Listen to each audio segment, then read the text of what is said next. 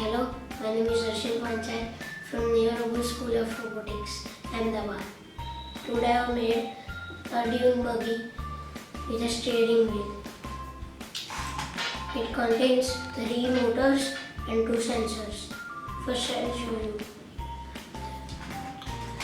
First of all, it has 2 large motors and here is steering wheel controlling medium motor, and it has a touch sensor and ultrasonic sensor over here. And it contains the wheel, medium wheel, large wheel.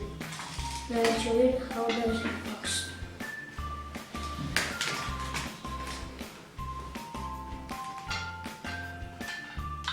When I press this, then it will start.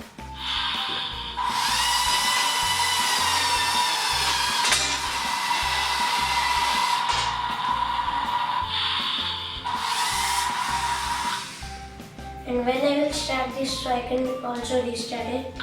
See now.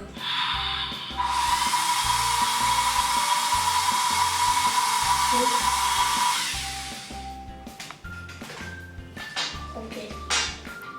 Thank you.